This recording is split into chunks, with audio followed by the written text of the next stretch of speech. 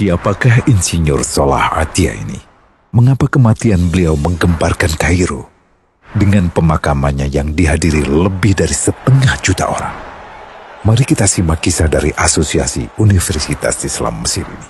Al-Kisah dari kampung kecil bernama Tafahna al-Ashraf, distrik Middle Ghamir, Provinsi Dakohliyah, Mesir, ada 9 orang sarjana miskin lulusan Fakultas Pertanian. Lalu mereka pun sepakat membuat sebuah peternakan unggas, sembari mencari mitra ke-10. Namun mereka terbentur modal, maka dengan sekuat tenaga mereka kumpulkan dari hasil menjual tanah, perhiasan istri, hingga meminjam. Meski tidak banyak terkumpul, namun mencukupi untuk memulai usahanya. Pertanyaan tersisa, siapa mitra yang ke-10? Insinyur Salah, satu dari mereka pun berkata, "Aku sudah menemukan mitra yang ke-10. Siapa?" kata teman-temannya. Lanjutnya, Allah akan menjadi mitra usaha kita yang ke-10. Allah akan mendapat 10% dari keuntungan kita. Dengan perjanjian, Allah yang akan memberikan perlindungan dan pemeliharaan, keamanan dari segala wabah penyakit. Akhirnya mereka pun sepakat. Kontrak kerjasama pun ditulis secara rinci dan dicatatkan ke notaris, lengkap dengan peran mitra ke-10 tersebut. Tak disangka, setelah 1 musim bisnis mereka langsung meroket, jauh dari yang dibayangkan sebelumnya.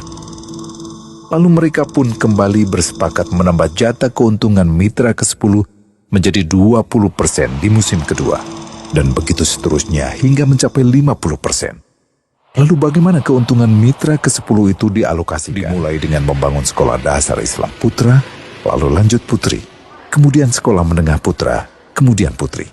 Tambah lagi madrasah aliyah putra, lalu putri.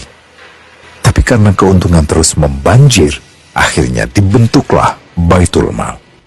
Dan mereka pun mengajukan ke pemerintah untuk membangun universitas di kampung. Awalnya ditolak dengan alasan tiadanya akses bagi para mahasiswa.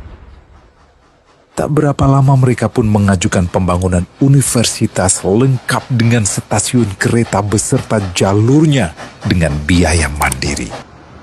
Akhirnya permintaan ini disetujui.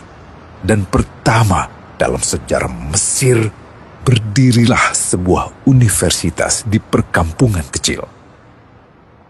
Semakin berkembang, dibangun pula fakultas kedua, ketiga, keempat hingga asrama putri dengan kapasitas 600 kamar. Lalu asrama putra dengan 1.000 kamar. Tiket kereta api pun digratiskan untuk memudahkan transportasi menuju kampung tersebut. Tak cukup hanya itu, dibangun Baitul Mal berikutnya hingga hilang kemiskinan di daerah tersebut. Dan program ini diduplikasi ke kampung-kampung lain hingga bisa dikatakan tak ada kampung yang disinggahi Insinyur Salah kecuali akan dibangun Baitul Mal untuk warga. Bantuan pun diberikan untuk fakir miskin dan para janda.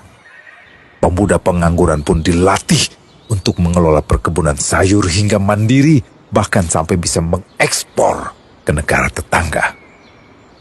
Pada saat panen raya, seluruh penduduk dikirimi paket sayur. Di hari pertama Ramadan diadakan buka puasa bersama untuk seluruh penduduk desa. Mereka memasak dan hadir ke lapangan yang dipenuhi beraneka makanan. Disiapkan juga perabotan untuk gadis-gadis yatim yang ingin menikah. Dan ini semua merupakan sedikit dari banyaknya kebaikan yang dilakukan oleh Insinyur Salah. Hingga pada akhirnya disepakatilah keuntungan